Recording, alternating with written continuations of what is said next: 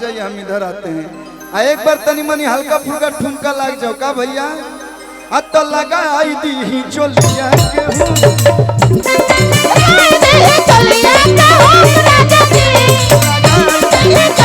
भैया भैया बहुभोज सर्वेश भैया कहाँ हैं? भैया के लिए एक बार आप लोग जोरदार ताली बजा के आप लोग इनको आशीर्वाद दीजिए और हमेशा खुश रहिए। अब आपके जीवन में एक जिम्मेदारी आ गई, माँ बाप के साथ साथ परिवार के साथ साथ इस जिम्मेदारी को भी बखूबी निभाइए। और साजन भाई कहाँ हैं? साजन भैया, साजन चले ससुराल अपना भैया के। साजन कहाँ है? नदिया के बीचे जइसे नैया डोले,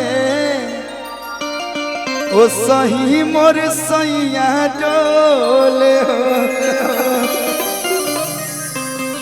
ए सर्वेश भैया आवा यार। अरे संदीप बीजी मत करो, आज इधर आइए। जैसे हम और आंसू बाबा चाहे हमारा और दूगो भाई में प्रेम बा, वैसे ही ये दोनों भाई में अथाह प्रेम बा।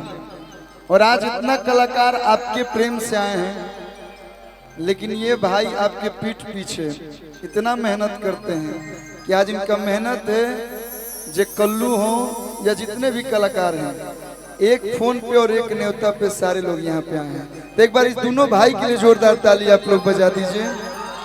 और जितना भी गांव के लोग बानी, आप लोग के गर्व होके के चाहिए कि ऐसा ऐसा लाल ए गांव से आप लोग के जिला जवार से वालों बहुत बहुत बधाई आपके। अब तहार नंबर बनू। अरे अरे खुश रहो।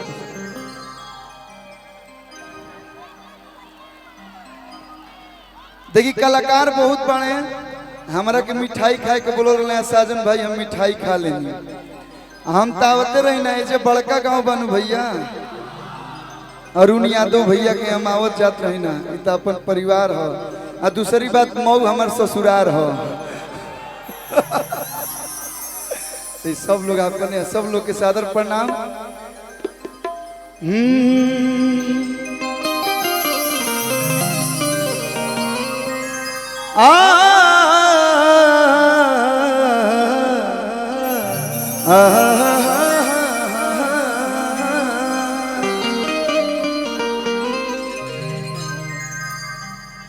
का गाई कि तुहार मिक्सी हमार मिक्सी, अरे दोनों के मिक्सी बा काला काला। हमार पीसे नरम मसाला, तुहार पीसे। अरे पारुल यादव आई है भाई, शिवानी सिंह आइल बनी, अभी शिल्पी राज जी, विजय चौहान जी आप लोग के बीच परफॉर्मेंस दिले हैं। आई एक गाना, एक बाद सब लोग आई का भैया। एगो होता पिछावा से चूक राजा जी, एगो होता पिछावा से चूक राजा जी, तो लगाई दी। ये गाना भी भुलाइल नहीं कि लोग बोलना। तो लगाई दी चोलिया के हुक राजा जी, लगाई दी चोलिया के हुक राजा जी। और जब इतनी खूबसूरत पारुल यहाँ पे है, बैठी हो चलो गौरव भाई। भैया भैया रुको, हमारे देवानंद देव भैया भोजपुरी में बहुत कम लोग बा जिकरा के दिल से सब कलाकार प्यार करेला, उसमें आपका स्थान है। बहुत सुंदर गाते हैं आप गाते हैं तो हम लोग को मन करता है बस सुनते रहे। हम लोग बहुत अच्छा गाते हैं, मतलब हम लोग को प्राउड होता है कि हमारे इंडस्ट्री में ऐसे ऐसे सिंगर हैं। अंजलि पांडे इतना देखे में ललकी टमाटर होले, जवन लड़की कमरिया से पातर होले देविका अधिकारी तू लोग हाथ मिलाओ लोग हमारे लिए गोड़ मत छुआ लोग हमार लड़की गोड़ छुएले अच्छा लागे ले ना ना हाँ बैठ जाइए बैठ है ना आओ साड़ी पहनले बड़े तो तारा ला यूहे हई हम हई यूपी बिहार वाला हमें हाफी का ना था चश्मा लगा के हैंडसम लगो तारा तारा बहुत सारा गाना एक ही है लेकिन कहे कि मैं इनकरा खाती केसिया भी झाड़ लेनी पहनी लेनी साड़ी तलाली लगाई लेनी रूपवा सवारी एगो होता हट पिछावा से चूक राजा जी तू लोग नहीं हो डांस कर बोलो बस खड़ा हो जी लोग तबे लोग खुश हो जाला लोग का हो खुश है ना आप लोग तो एक बार दूल्हों लोग खातिर दिन जोरदार हाला कह दे लोग तेजे से ये है प्यार भोजपुरी का कि एगो होता हट पिछावा से चूक राजा तो लगाई दी मीट की ताली बजा के चारों तरफ से भाई देखा करूँ मोबाइल देखला पर बुझाता कि मोबाइल के फैक्ट्री में आयल बनी हम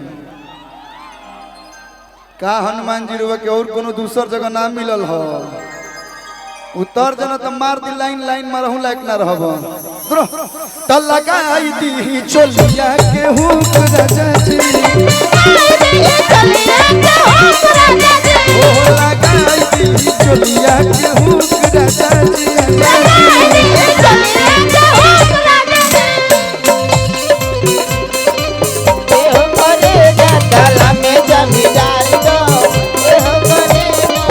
हमारे रोहित भैया स्वागत संदीप भैया हमारे हे भैया भैया ये हमारे डायरेक्टर हैं हाइट पे नहीं जाइएगा बहुत अच्छे कोरियोग्राफर भी हैं ताली बजा दो तो एक बार इनके लिए जोरदार ताली बजा दो तो लड़का देखो तो कहमन दरजी आई कैला सिलाई बाट सके तू हुक कैसे फसाई तो रउआ बुझी ले नहीं हमर दुख राजा जी तो रउआ बुझी ले नहीं हमर दुख राजा जी थैंक यू अब आप लोग बैठ जाइए अरे चेयर दो कुर्सी दो सब पता हुआ है कुर्सी कितना लड़ाई बा एक लाइन और गाई आग लागे जनुआ के बोलिए से बात करे राई फला गोलिए से तो जी आपके भैया कहा था कि पानी पियले तू कमनाई नहर के हाऊ कि पानी पियले तू कवनाई नहर के हाऊ सुना अरे यूपी के हाऊ कि बिहार के हाऊ अरे यूपी के हाऊ कि बिहार हेलो कहाँ से हो नेपाल यही से नू देखा तारा लेंस लगौले भी बुझात कि मैं लोग के डस दिए बेरा अरे यूपी के हाउ कि बिहार के हाउ तो महल बोल कौना रंगदार के हाउ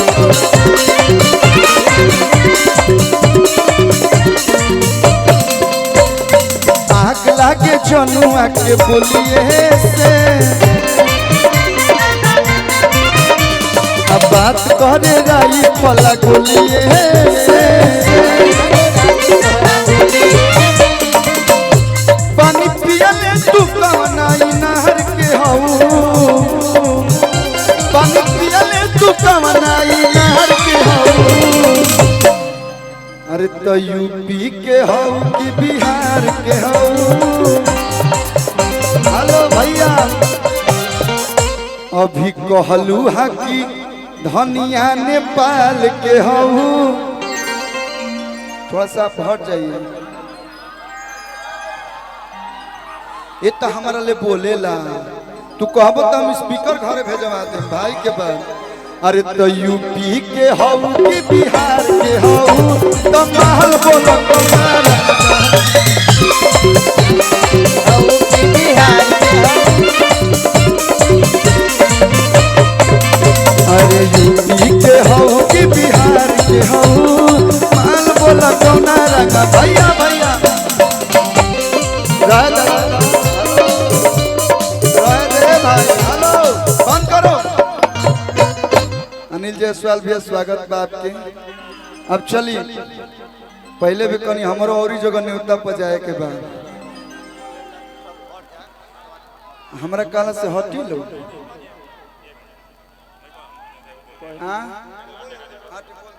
हेलो, स्टेज पे जितने भी फालतू लोग खड़े हुए हैं, अच्छा जितने भी हम लोगों के समर्थक हैं, निवेदन है कि आप लोग नीचे उतर जाइए, क्योंकि मंच में बहुत भीड़ हो गया है, कार्यक्रम होने में बहुत दिक्कत हो रही है। आप लोगों से आग्रह है, निवेदन है भैया कि आप लोग उतर जाइए। आप लोग सभी लोग सहयोग करिए कार्यक्रम में।